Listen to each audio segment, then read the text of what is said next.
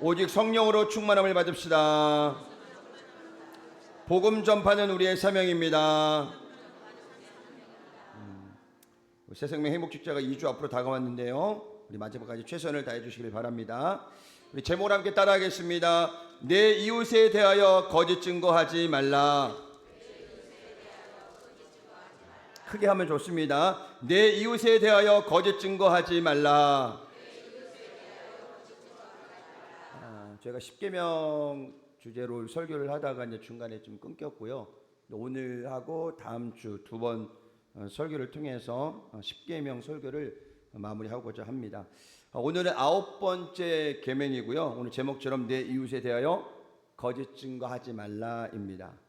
오늘 생각해 볼 9번째 계명, 거짓말하지 말라는 3계명에 하나님의 이름에 망령되 일컫지 말라와 대조를 이루고 있습니다.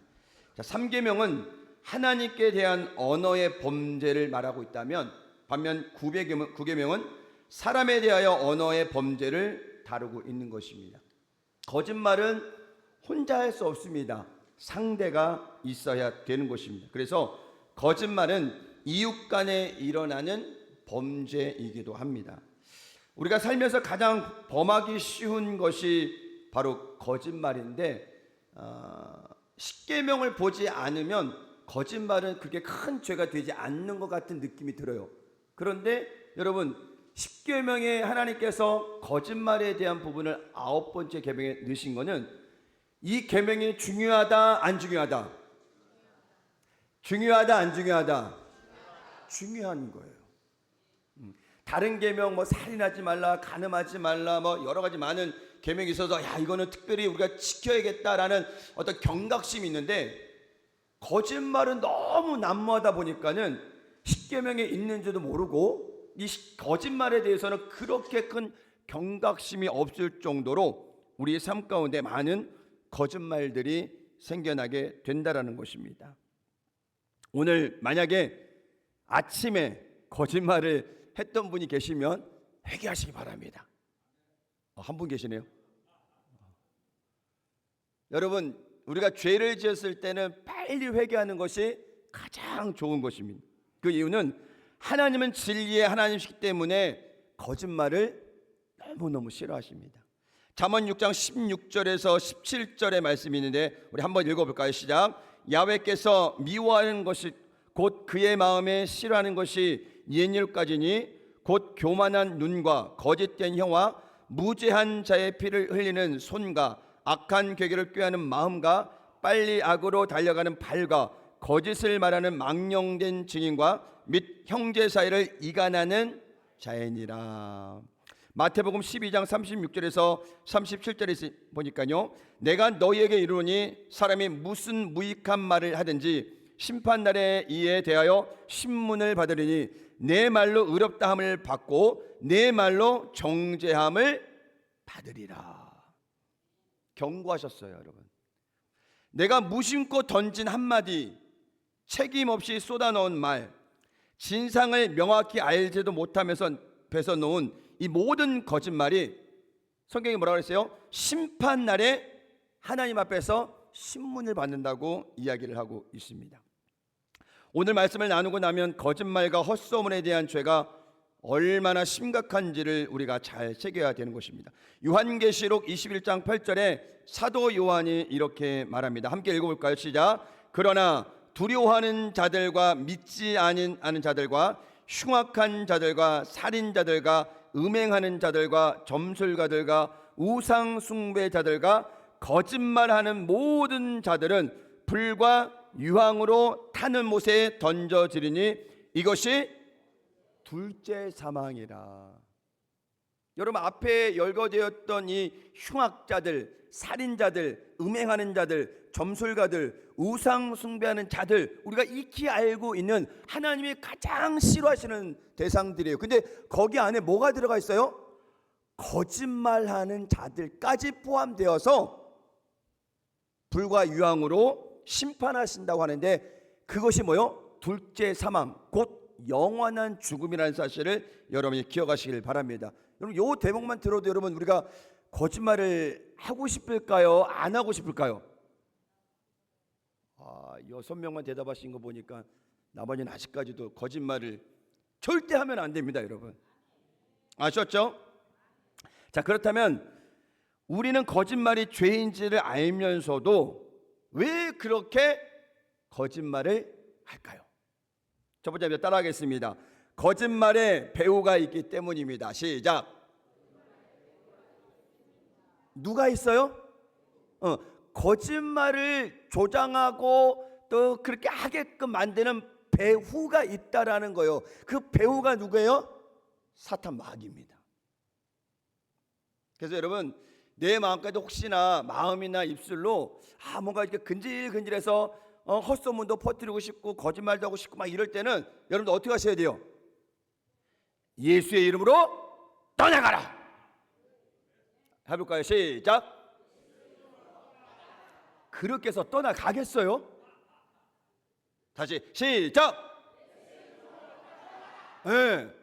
막 가슴을 치든가 여기를 이렇게 하든가 해가지고 우리 입술을 통해서 거짓말이 나가지 않도록, 우리 마음이 마귀에게 조종되지 않도록 계속 우리가 대적 기도를 하셔야 돼요. 그렇지 않으면 우리는 시도 뜻 없이 뭐요? 거짓말하게 되어 있다라는 것입니다. 요한복음 8장 44절의 말씀인데요, 우리 크게 한번 읽어볼까요? 시작. 너희는 너희 아비 마귀에게 났으니 너희 아비의 욕심대로 너희도 행하고자 하느니라. 그는 처음부터 살인한 자요 진리가 그 속에 없으므로 진리에 서지 못하고 거짓을 말할 때마다 제 것으로 말하나니 이는 그가 거짓말장이요 거짓의 아비가 되었습니다. 이 말은 뭐냐면, 이 장면은 뭐냐면, 계속되는 서기관과 바리새인들이 예수님을 붙잡고 트집 논쟁을 하는 거예요. 그리고 예수님께서 이렇게 말씀하신 것입니다. 예수님은 진리를 말씀하시는데 그들은 믿지 못하고 계속 트집에만 관심이 있었던 것입니다. 이러한 마음에는 하나님을 대적하는 마귀의 세력이 그들의 마음을 주장하고 있기 때문인 겁니다. 여러분, 그래서 선한 사람은 선한 마음을 갖고요 선한 말을 해요. 맞죠? 근데 악한 사람은 악한 마음을 가지고 악한 말을 해요. 맞아요, 안 맞아요? 속에 있는 것이 겉으로 나오는 거예요, 여러분. 사도 바울이 그 제사상 음식에 들어가는 것이 문제가 아니라 이 안에 있는 것이 밖으로 나오는 것이 문제라고 그러잖아요, 여러분. 그러니까 우리 마음 가운데 지금 선한 마음이 있는지 악한 마음이 있는지 거짓의 영이 있는지 그 본인이 잘 안다는 말이에요, 여러분. 그 우리가 자꾸 막 거짓말하고 막 이상한 말 하는 건 뭐예요? 우리 안에 악의 영이 지금 있는 거예요. 자리 잡고 있는 거예요. 그럴 때 여러분 어떻게 하셔야 돼요? 가슴을 치면서 쫓아내셔야 돼요. 그렇지 않으면 우리가 계속적으로 조종을 당하게 된다는 것입니다. 여기서 사탄과 사단, 그리고 마귀와 귀신, 뭐 이렇게 여러 가지 구분이 되어 있는데요, 사탄이나 사단은 같은 뜻이지만 한국어로 번역이 될 때 조금 차이가 있습니다. 1961년에는 사단이라고 표기를 하다가 1998년에 개정이 되면서 사탄이라고 표기를 하고 있습니다. 이 뜻은 대적, 대적자, 고소자라는 뜻을 가지고 있습니다. 히브리어 사탄을 헬라어로 번역한 것이 바로 마귀이며 디아볼로라고도 합니다. 그래서 사탄은 히브리어이고 마귀는 헬라어입니다. 마태복음에 예수님께서 광야에 마귀에게 시험을 당할 때 예수님께서 뭐라고 말씀하시냐? 사탄아 물러가라. 한번 해볼까요? 시작. 사탄아 물러가라. 여러분만 시작. 여러분들이 저 쳐다보고 하니까 제가 지금 겁났어요. 지금 저한테 하시는 줄 알고. 여러분, 마귀가 수없이 우리를 넘어뜨리고 공격해요. 그럴 때마다 우리가 뒷걸음치고 그냥 절망하고 이런 것이 아니라 예수님께서 강력하게 선포하셨는 것처럼 사탄아 물러가라. 잠이 깨시죠? 그렇게 해야 사탄이 물러가는 거예요, 여러분. 여러분, 마귀를 대적하라 그리하면 너희를 떠나리라 말씀하셨거든요. 우리가 대적하지 않으니까 그래요. 타협하니까 그래요. 야, 요 정도만 내가 할게, 요 정도는 봐줘라. 그렇게 타협하다 보면은 우리가 거짓의 영에 눌리게 된다라는 것입니다. 그래서 그래서 사탄이나 마귀가 비슷한 역할을 하며 귀신과는 조금 다른데요. 귀신은 헬라어로 다이몬이라고 하는데 영어에서는 악령이라고 합니다. 그래서 등급을 보자면 사탄, 마귀, 그리고 귀신, 이렇게 활동을 하고 있다라는 것입니다. 이러한 세력들이 매일 그리스도인들을 공격하며 우리로 하여금 거짓의 영에 사로잡히게 한다는 것을 여러분이 기억하시기를 바랍니다. 그래서 여러분, 우리의 자녀들에게, 그 자녀들이 어리다면 잘 가르쳐야 돼요. 아이들이 거짓말을 가르쳐주지 않아도요, 아주 잘 배우고 있거든요. 잘하고 있거든요. 그럴 때마다 여러분들 조금은 마음이 아프지만은 거짓말 할 때는 정말 호되게 가르쳐야 돼요. 그 거짓말이 나중에 크면요, 정말 큰 일을 짓게 된다라는 것입니다. 이 사탄이 원래 하나님을 가장 가까이 보자 하던 천사장이었어요. 이 천사장이 하나님의 자리가 너무 좋아 보이니까는 하나님같이 되려고 하다가 뭐요? 그 교만에 하나님께 심판을 받고 쫓겨난 그룹이라는 것입니다. 그러니까 하나님께 쫓겨난 그 천사장의 그룹이 여러분 쫓겨나고 나서는 얼마나 그 마음에 이 악한 마음이 들었겠어요. 이를 갈면서 내가 정말 대적하리라. 그래서 여러분 보세요. 하나님이 가장 사랑하시는 자녀들을 누가 공격하고 있어요? 마귀가 공격하잖아요. 왜? 누가 아프라고? 하나님 마음 아프라고. 그래서 끊임없이 마귀는 우리는 넘어뜨리려고 죽이려 하는 그런 대적자들이라는 것입니다. 여러분들이 그냥 다가올 때 어서 오세요 이렇게 하시면 안 돼요. 어떻게 하셔야 돼요? 그렇게 해서 물러가겠어요. 도둑이 오는데 살펴 일 보고 가세요 이러면 안 되죠. 도둑이 들어올 때 어떻게 하셔야 돼요? 도둑한테도 사탄이라 그러고 사탄한테도 사탄이라 그러고 막 어쨌든 들어오면요, 사탄아 물러가라. 아멘. 그래서 쫓아내셔야 된다는 사실을 여러분이 기억하시길 바랍니다. 여러분, 욥의 시험은 하나님께서 마귀에게 허락하신 거예요. 야, 목숨만은 건들지 말고 나머지 네가 알아서 다 해봐. 그래도 욥은 나를 떠나지 않을 거야. 하나님이 허락하신 시험이요. 근데 그 시험이 어땠어요? 너무 정말 인간으로서 그 시험을 당하기에는 너무너무 힘들고 어려운 거였어요. 하루아침 모든 것이 다 붕괴사 나고 잃어버렸잖아요. 그 아내마저도 뭐라 그랬어요? 하나님을 욕하고 죽으라 그래요. 여러분, 그런 상태에서 욥이 믿음을 지킨다는 게 쉽지 않았죠. 근데 욥은 그 모든 시험을 다 이겨냈어요. 이겨내고 나니까 하나님께서요, 갑절의 축복을 주셨다고 성경은 이야기를 하고 있는 것입니다. 때로는 성도들이 시험을 당하고 어려움을 당할 때 주님께서 팔짱 끼고 이렇게 지켜보는 것이 아니라 너가 분명히 이겨낼 거야, 이런 시험에도 이겨낼 거야 라고 주님께서 지켜보시는 거예요. 우리 자녀들이 홀로 서게 하기 위해서 부모들이 때로는 관심이 없는 게 아니라 뒤에서 응원하고 계시는 거예요. 야 아들아, 조금만 일어내, 조금만 힘을 내, 조금만 힘을 내. 그리고 그 아들이 홀로 서게 하기 위해서 부모가 옆에서 보고 있는 거예요. 그리고 정말 마지막 넘어질 때 어떻게 해요? 부모가 달려가서 잡아주잖아요. 하나님이 그 역할을 하시는 거예요. 여러분, 우리가 하나님의 은혜로 살고 있지만은 늘 하나님의 은혜로 머물기 쉽진 않거든요. 때로는 우리가 우리의 믿음을 통해서 이겨내기도 하고 고난도 이겨내고 시험도 이겨내고, 그래서 주님 보시죠, 마귀가 시험에 다가왔습니다. 근데 저는 넘어가지 않았어요. 저 잘했죠. 이렇게 우리가 주님 앞에 이야기할 수 있는 상황이 되어야 한다는 것입니다. 그래서 이사야 14장 12절과 14절에 이런 말씀이 있습니다. 함께 읽어볼까요? 시작. 너 아침의 아들 계명성이여 어찌 그리 하늘에서 떨어졌으며 너 열국을 엎은 자여 어찌 그리 땅에 지켰는고, 내가 내 마음에 이르기를 내가 하늘에 올라 하나님의 무별 위에 내 자리를 높이리라. 내가 북극 지폐 산 위에 앉으리라. 가장 높은 구름에 올라가 지극히 높은 이와 같아지리라 하는도다. 그러나 이제 내가 스올 곧 구덩의 맨 밑에 떨어짐을 당하리로다. 여기에서 악이 나타났고 거짓이 시작이 되었다는 것입니다. 이 마귀가, 이 사탄이 죄가 없는 그 에덴 동산에 뱀으로 변장을 하고 나타난 거예요. 여러분, 에덴 동산에서 하나님께 뭐라고 하셨어요? 다른 건 다 너희들 먹어도 돼, 누려도 돼. 그 중앙 동산에 있는 선악을 알게 하는 나무만은, 그 열매만은 건들지 마라. 먹는 날에는 정녕 너희가 죽으리라 그랬어요. 이미 주님께서 먼저 선포하셨어요.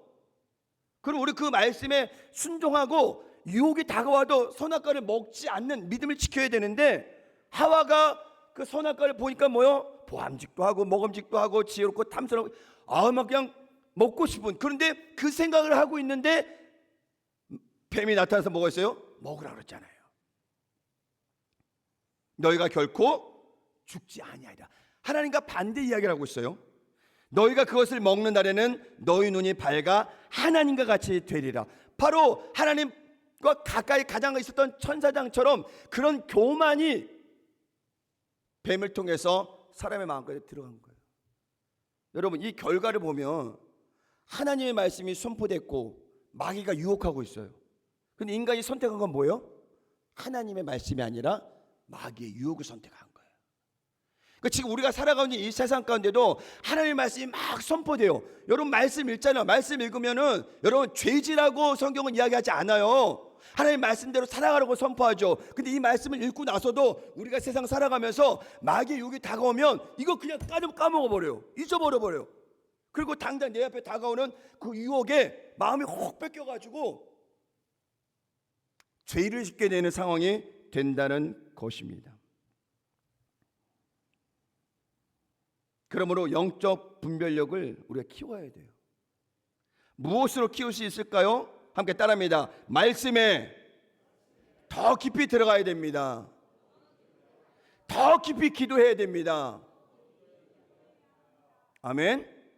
여러분 말씀에 깊이 들어가고 기도에 깊이 들어가면은 어떠한 유혹에서 이렇게 들어와도요 우리가 그걸 물리칠 수 있다라는 거예요, 여러분. 네. 우리가 영적으로 약해지면요 마귀가 공격하면은 저희는요 100번 공격 당하면 100번 다 넘어져요, 여러분. 우리가 우리의 믿음을 지킬 수 있는 것은 말씀과 기도라는 사실을 여러분이 기억하시기를 예수님의 이름으로 축원을 드립니다. 두 번째는 함께 따라합니다. 거짓말에도 다양한 종류가 있습니다.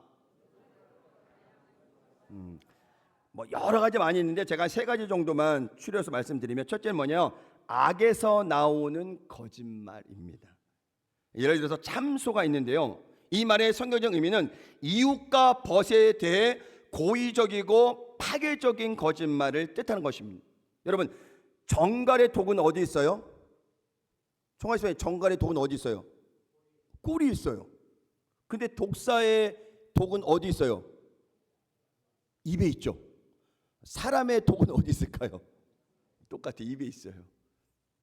이 새치의 혀, 이게 길게 빼면 9cm 정도 된대요. 근데 이 새치의 혀 때문에 사람을 죽이기도 하고 살리기도 한다는 거예요, 여러분. 얼마나 무서운지 몰라요. 남을 비판하기 위한 비판은 결국 거짓이 될 수밖에 없고요, 상대방에게 치명적인 상처를 주게 되는 것입니다. 그래서 성경은 뭐라 했어요? 죽고 사는 것이 어디에 달려있다? 혀에 달려있다. 혀에 달려있다. 두 번째는 공포에서 나오는 거짓말인데요, 죽음과 같은 위협 또는 어려운 상황을 피하기 위해서 하는 거짓말을 있는데, 이것을 상황윤리라고 해요. 그래서 뭐라고 하냐? 그럴 수밖에 없었다라는 거예요. 거짓말하고 나서는 뭐라고 하냐? 그때 내가 그렇게 거짓말할 수밖에 없는 상황이었어. 당신도 잘 알잖아. 라면서 뭐요? 상황윤리에 빠져서 그럴 수밖에 없다라는 그런 마음으로 거짓말을 하게 된다라는 것입니다. 자신의 책임이나 잘못이 드러나게 되면 방어적으로 거짓말을 하는 경우가 굉장히 많이 있어요. 저희 아이들 셋이 지금은 뭐 거짓말을 그렇게 많이 안 하는데, 이 막 어렸을 때 막 성장할 때는요, 와 어떻게 그렇게 새빨간 거짓말을 하는지 다 분명히 알고 있는데 불구하고 내가 안 그랬어요. 우리가 그런다는 거예요. 하나님은 지금 다 알고 계셔요. 누가 거짓말을 하는지, 헛소문을 내는지, 부정한 말을 하는지, 불평하는지 하나님은 다 보고 계시고 듣고 계시는데 우리는 뭐라고 하냐? 하나님 나 안 했어요. 사람은 속일 수 있어도 하나님은 속일 수 없다라는 것입니다. 그래서 저는 우리 아이들에게 그렇게 얘기해요. 차라리 한 대 맞아라. 차라리 한 대 맞아라. 그 한 대 안 맞으려고 거짓말하면은 그 거짓말을 감추려고 또 거짓말을 해요. 자꾸 커진다라는 거예요, 여러분. 여러분, 혹시나 내가 그런 상황이 됐다면 여러분 그냥 그걸 또 모면하기 위해서 거짓말하지 마시고 솔직해지시기 바랍니다. 아멘. 그럼 내가 지금 당장 한 대 맞더라도요 거기서 끝나는 거예요. 근데 이걸 또 감추려고 막 하다 보면요 계속적으로 확장되는 그것이 바로 거짓말이라는 것입니다. 세 번째는 부주의에서 나오는 거짓말인데 사실 우리가 하는 거짓말의 대부분이 다 여기에 속해요. 그러니까 뭐 의도적이든 의도적이지 않든 이 마음 가운데 그냥 어떻게 하다 보니까는 거짓말이 툭 튀어나온 경우가 많이 있거든요. 이런 것들이 굉장히 많이 있다라는 것입니다. 그런데 중요한 건 뭐냐면 그 부주의의 거짓말이 반복되면 습관이 되고 습관이 뭐가 되냐? 죄가 된다는 결국. 헛소문도 마찬가지입니다, 여러분. 잠언 20장 19절 보니까 두루 다니며 헌담하는 자는 남의 비밀을 누설하나니 입술을 벌린 자는 사귀지 말지니라. 어떤 소문을 확실히 조사해 보지도 않고 전달하고 퍼뜨리는 것이 바로 거짓말이 된다는 것입니다.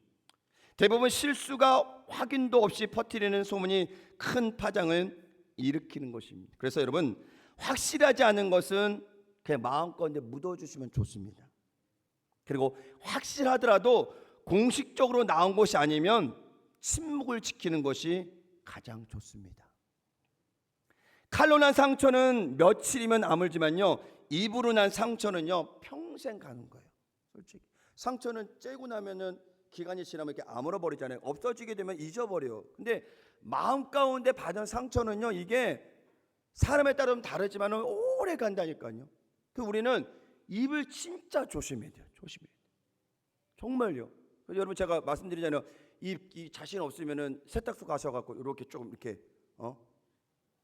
가능할지 모르겠지만은 밥 먹을 때만 여시고 왜 그러냐면은 말을 많이 하면 실수밖에 할 수가 없거든요. 말을 안 하는 게 어쩌면 죄를 짓지 않는 길일 것 같아요. 우리가 말을 많이 해서 실수하거든요, 여러분. 그래서 성경은 뭐라고 했어요? 듣기는 속히 하고 말하기는 더디하라. 듣는 훈련을 많이 해주세요. 오히려 그게 덕이 됩니다. 내 말을 하려고 많이 하다 보니까는 그 말 때문에 실수하는 경우가 굉장히 많이 있다라는 것입니다. 그렇다면 거짓과 허풍이 만연한 세상에서 그리스도인들은 어떻게 살아가야 될까요? 한번 따라합니다. 거짓과 허풍이 만연한 세상에서 그리스도인들은 어떻게 살아가야 할까요? 뭐 정답은 거짓말 안 하는 게 가장 좋죠. 근데 우리가 살아가면서 거짓말을 안 할 수가 없어요. 만약 제가 여러분에게 여태까지 살아오면서 거짓말을 한 번 안 나왔으면 손 들어보세요. 그러면 손 들 사람이 있을까요? 없을까요? 있어요? 만약 손 들면 그 사람이 또 거짓말하는 거야. 좀 양심에 손 얹어보면은 하얀 거짓말이든 나쁜 거짓말이든 거짓말을 안 해본 사람은 한 사람도 없을 것 같아요. 그 정도로 우리가 굉장히 약하다는 것입니다. 미국 콜로라도주 롱스피크에 가면요 거목의 잔해가 있다고 합니다. 이 나무예요. 수풀도 굉장히 웅성하고 그런데 그 나무가 엄청나게 컸기 때문에 사람들이 자동차로 달리다가 눈에 띄면 멈춰서도 구경을 할 정도로 엄청난 큰 나무였대요. 식물학자는 그 나무의 나이를 400년으로 추정을 하고 있습니다. 콜럼버스가 아메리카를 발견할 때 그 나무는 떡잎이 나온 상태였고요. 영국의 청교도들이 정착했을 당시에는 그 나무는 사람들의 평균 키보다는 좀 작았다 그래요. 근데 그 나무가 400년의 긴 세월을 자라면서 14번의 벼락을 맞았고 산사태나 폭풍도 몇 번이나 있었지만은 끝까지 살아남았다고 합니다. 그런데 어느 한 날 그 나무가 결국 쓰러졌는데요. 그 원인을 찾아보니까는 나무 하단 밑에 딱정벌레가 조금씩 나무를 갈갈 먹고 있던 것. 그것을 몰랐죠. 근데 어느 한순간 다 갉아먹고 나니까 뭐야? 나무가 힘없이 그냥 쓰러지고 열매도 맺지 못하고 나뭇잎도 없고 그렇게 되었다고 이야기를 하고 있습니다. 이 거짓말은 딱정벌레와 같은 것입니다. 그래서 거짓이 가정에 들어오면 가정이 붕괴되고요. 거짓이 사회에 만연할 때 한 나라도 쓰러질 수 있습니다. 교회도 마찬가지입니다, 여러분. 교회에 거짓이 들어와서 거짓이 막 공동체 안에 돌 때요, 교회도 무너지게 된다라는 것입니다. 교회는 거짓말을 안 하겠지? 아닙니다, 여러분. 교회도 거짓말을 해요. 교회가 거짓말을 하는 게 아니라 교회 안에 소속되어 있는 성도들이 때로는 거짓말을 하게 된다라는 것입니다. 거짓말과 확인되지 않는 소문을 퍼뜨리는 것, 남을 흉보는 행동까지 교회 안에서 일어나고 있다라는 것입니다. 여러분, 우리는 이것을 기억해야 됩니다. 내가 남을 판단하고 정죄하고 비판하는 만큼 나도 누군가에 의해서 지금 비판받고 있다는 사실입니다. 그런데 우리는 그것을 모르고 남 이야기하는 것을 너무너무 좋아해요. 우리가 만나면 하나님 이야기하고 은혜 받은 거 나누면서 서로 격려하고 이끌어 주어야 하는데, 두 사람 이상만 모이면은 남 얘기하고 거짓말하고 헛소문 퍼뜨리고, 그것이 또 와전돼서 나중 끝에 가면은, 그래서 김태선이 감기 걸렸는데 10명 거치면 뭐요? 병원에 가 있어요. 그렇게 거짓말이 자꾸 이렇게 붙는 거예요. 그러니까 여러분, 일체 본인이 알고 있든 아니면은 뭐 여러 가지 있든, 여러분 확실치 않은 거, 남 이야기하는 거, 거기에서 여러분 멀어지시길 바랍니다. 아멘. 남 이야기하는 거 별로 좋지 않아요. 우리 교회 안에서 아니면은 교회가 아니라도 나가더라도 우리가 만나면 남 이야기하지 마시고 하나님의 이야기만 하시기를 예수님의 이름으로 축원을 드립니다. 거짓의 영이 우리와 우리 교회에 자리 잡지 못하도록 우리가 기도하고 또 기도해야 된다는 사실을 여러분이 기억하시길 바랍니다. 요한일서 8장 9절에 이렇게 말씀하고 있는데, 만일 우리가 죄 없다 하면 스스로 속이고 또 진리가 우리 속에 있지 아니할 것이요 하나님을 거짓말하는 자로 만드는 것이니라. 그러나 만일 우리가 우리 죄를 자백하면 저는 미쁘시고 의로우사 우리 죄를 사하시며 우리를 모든 불의에서 깨끗하게 하실 것이요. 그러니까 제가 서두에 말씀드린 것처럼 거짓말뿐만 아니라 여러분, 우리가 주님 앞에 하나님을 기쁘시게 하는 행동이 아니었다면, 그게 언어이든 행동이든 우리가 할 수 있는 것은요, 철저하게 회개하는 것입니다. 회개하세요. 회개하면 하나님께서 용서해 주신다는 것입니다. 더 나아가 경건한 훈련을 하시길 바랍니다. 잠언 10장 19절에 보니까 말이 많으면 허물을 면하기 어려우나 그 입술을 제어하는 자는 지혜가 있느니라. 정말 여러분 자신 없으면은 그냥 침묵하시는 게 훨씬 좋습니다. 그 스님들도 뭐 하죠? 이렇게 침묵하는 그런 시간들이 있죠. 그래서 뭐 몇 개월 동안 하는지 잘 모르겠지만은, 여러분 우리가 말을 많이 해서 여러분 우리가 죄를 짓는 것보다 말을 최대한 아껴갖고 지혜로운 사람이 되는 것이 더 좋다라고 오늘 성경은 이야기를 하고 있는 것입니다. 사실 우리가 신앙생활하면서 할 게 너무 많잖아요, 그렇죠? 말씀을 읽는 것도 그렇고, 기도하는 것도 그렇고, 전도하는 것도 그렇고, 봉사 헌신하는 것도 그렇고, 말할 시간 없이 너무 바쁜 하루를 보내고 있는데, 그 바쁜 시간 가운데 여러분 뭐예요? 많은 거짓말들이 일어나고 있다는 것입니다. 결국 뭐예요? 우리가 신앙의 본질에 충실하지 못하고 다른 것에 신경 쓰다 보니까 어떻게 되는 거예요? 남 이야기하고 비판하고 정죄하고 거짓말하고, 거기에 우리가 마음을 쏟고 있다라는 것입니다. 그러니까 여러분, 우리는 모이면 기도하고 흩어지면 전도하는 초대교회의 모습으로 하나님의 기쁘시게 하는 귀한 삶을 살아가시는 저와 여러분이 되시기를 예수님의 이름으로 축원을 드립니다. 마지막으로는 성령 충만을 받으시면 됩니다. 성령 충만한 사람은 거짓과 거리가 먼 사람이에요. 그러니까 덜 충만하니까 여기 한쪽에는 충만이 조금 있고 이 한쪽에는 뭐요? 거짓이 조금 있는 거예요.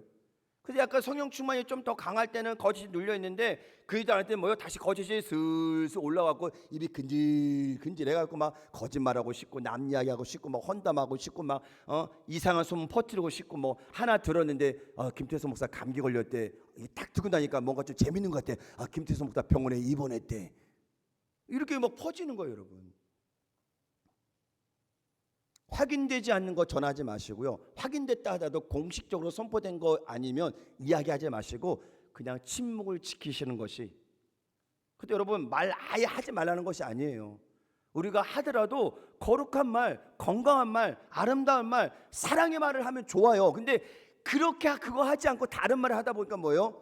자꾸 상처를 주고 상처를 받게 되는 것입니다. 에베소서 4장 22절에서 25절인데요. 우리 크게 한번 읽어보겠습니다. 시작. 너희는 유혹의 욕심을 따라 썩어져가는 구습을 따르는 옛 사람을 벗어버리고 오직 너희의 심령이 새롭게 되어 하나님을 따라 의와 진리의 거룩함으로 지으심을 받은 새 사람을 입으라. 그런즉 거짓을 버리고 각각 그 이웃과 더불어 참된 것을 말하라. 이는 우리가 서로 지체가 됨이라. 뭐라 그래요? 참된 것을 말하라 그래요.